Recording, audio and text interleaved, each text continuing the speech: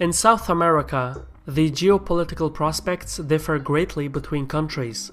Some nations will focus on deterring criminal syndicates and settle peace deals with rebel forces, while others will seek to contain social unrest and hyperinflation. Then, in a turn of events, there are countries who will actually enjoy political stability. Either way, in this analysis, we will go over the challenges for South America in 2017. My name is Shirvan and welcome to Caspian Report.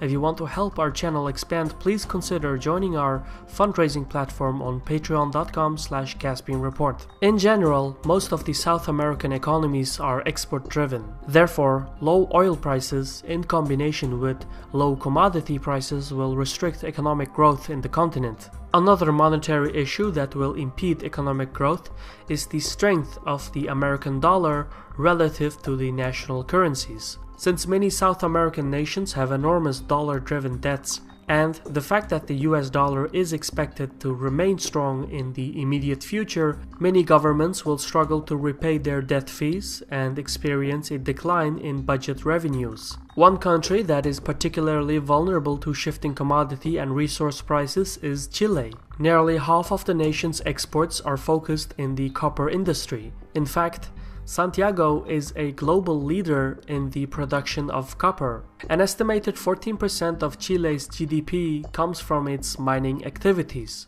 And even though the copper prices have dropped significantly over the years, Santiago has maintained its stability. This is mostly due to its surplus policy, which legally obligates the government to consider long-term sustainable revenues when setting up the state budget. In short, populist spending, which is rampant throughout the continent, is absent in Chile. By law, the financial surplus is saved to bolster public finances during hard times. This form of monetary accountability is what makes Chile the most stable country in South America. Things could not be more different in Venezuela, where the oil-dependent economy is collapsing due to low oil prices. It went from one of the wealthiest nations to one of the poorest in the continent. Currently, President Maduro lacks a feasible policy. Thus far, he has mostly been preoccupied with buying time. Over the course of 2017, the extreme conditions in Caracas will place the country on the brink of bankruptcy. It's still too early to say what decisions Venezuela will make in 2017. However, if the country defaults on its debts, it would set in motion a series of dramatic events. For one, it would reduce the country's lending capabilities and foreign currency. Moreover, oil production will decline, as will the government's ability to import commodities. These events would compel capital flight as well as social unrest. Obviously, this is a worst-case scenario. To that end, in 2017, Maduro will do whatever it takes to forestall a default. This includes reducing imports to save its foreign currency reserve.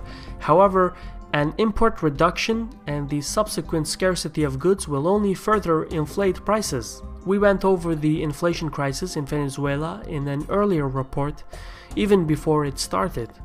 As of February 2017, inflation in the country stands at a staggering 720%. And as high as this sounds, it could double in 2017 and reach 1500%. In this regard, Venezuela's financial conditions remind one of the hyperinflation crisis in Zimbabwe. And much like the African experience, Caracas has introduced higher denomination bills to deal with the expected inflation. The 100 Bolivar banknote, once the highest bill in production, has been removed from circulation. Instead, a new series of denominations were introduced, ranging from a 500 Bolivar note to 20,000 bolivars, the former which will buy you a piece of bread. In 2017, the extreme circumstances in Venezuela will deprive ordinary citizens of their living conditions and incite more social unrest. In neighboring Colombia, the majority of the nation, through means of a referendum,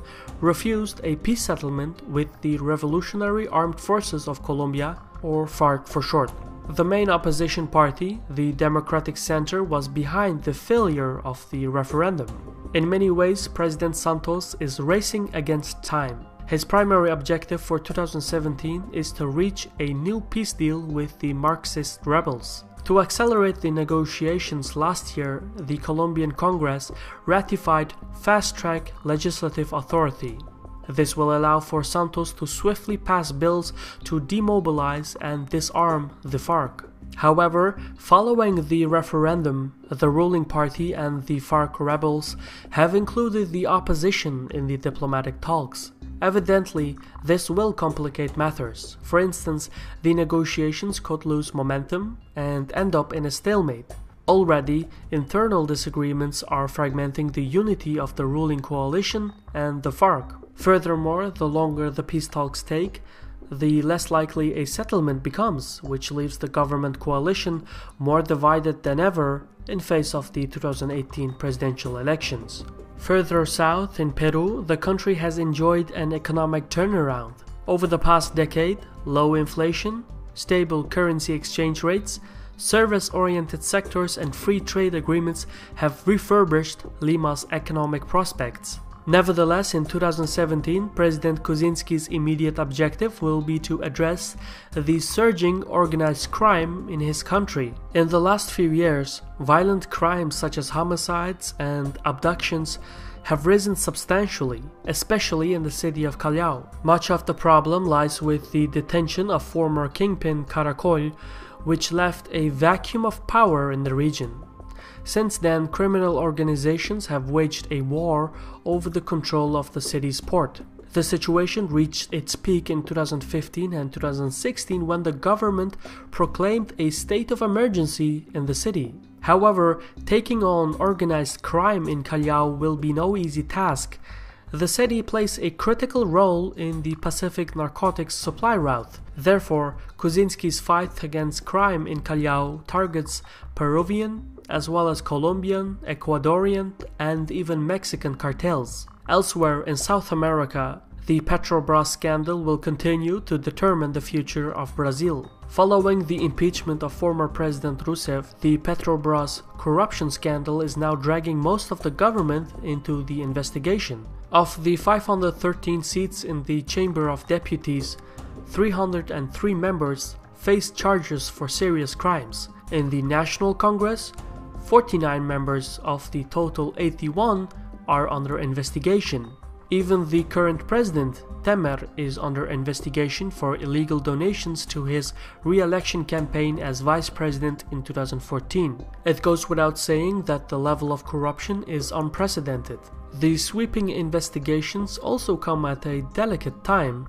Temer's administration intended to implement economic reforms, including reducing public spending, reforming the pension system, and labor laws. Plus, the 2018 presidential elections are closing in. However, given the circumstances, financial and social reforms are most likely to be postponed until after the elections. Subsequently, this will translate into more social unrest in Brazil.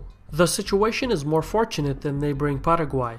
Although economic growth will be limited, the financial environment in the country will continue to attract foreign investors. There are several reasons that explain the economic stability in the country. For one, citizens only pay a 10% income tax. Plus, Paraguay has some of the lowest value-added tax rates in South America. In other words, it's an environment well suited for business. Over the course of 2017, Paraguay's tax policy will continue to attract foreign investment and thus add billions of dollars to the country's GDP. In Uruguay, a somewhat controversial situation exists where President Vázquez has been trying to reach a new lucrative free trade agreement with China. He is expected to make significant progress in 2017, and if the president stays course, he could complete the treaty by 2018. However, what makes it such a delicate matter is that Uruguay is part of the Mercosur trade bloc, and according to the Mercosur regulations, any new free trade agreement with non-members must be approved by member states. Top officials from Argentina and Brazil have expressed their disapproval of Uruguay's negotiations with China. The Brazilians and Argentinians are concerned that a free trade agreement with China would hurt their manufacturing sectors. And so Uruguay's trade talks with China will remain a source of controversy for the Mercosur member states. In Argentina, President Macri is seeking to ensure the country's energy security by addressing its energy deficit. In recent years, the output of natural gas has declined so much that Argentina went from an energy exporter to a net importer. The president is trying to resolve the energy deficit by artificially raising the price of natural gas within the country. The idea is that higher prices would encourage foreign investment in the energy sector, as well as save the government around $4 billion per year. Meanwhile, higher prices would also discourage the consumption of energy for ordinary citizens, thereby the country would balance its energy deficit. In the long term, Macri's reforms will ensure the feasibility of Argentina's energy security and increase revenues. By balancing its budget, the leadership in Buenos Aires will be able to take on higher loans, which are required for additional economic reforms. However, the price hike has also upset many ordinary citizens. The political opposition will seek to exploit the discontent among the public, and so in the short term, the energy policy could cost the ruling party seats in the legislative elections scheduled for October 2017. And while it's too early to say how the elections will turn out, Macri's reforms will only work if the next government continues them. Thus, a loss in the elections would enhance the power of the opposition and complicate further economic reforms. Argentina's energy liberalization will also impact its energy trading partners, especially Bolivia, which provides about 13% of Argentina's natural gas consumption. For Bolivia, the Argentinian market accounts for nearly half of the country's export revenues. As demand for natural gas in Argentina is bound to decline, the Bolivian government must search for additional markets. However, such a task will be exceedingly difficult given the fact that Bolivia is a landlocked nation. Because of its geographic isolation, Bolivia's primary objective for 2017 and the coming years is to find new export destinations. All in all, South America is a continent of contrasts. Therefore, the geopolitical prospects must be approached per country and not collectively. This was a Caspian Report by me, Shirvan. I want to extend special thanks to our contributors on Patreon for their gracious support. And if you would like to see more original content like this, please consider joining our fundraising platform on patreon.com/CaspianReport. In any case, thank you for watching and Sahol.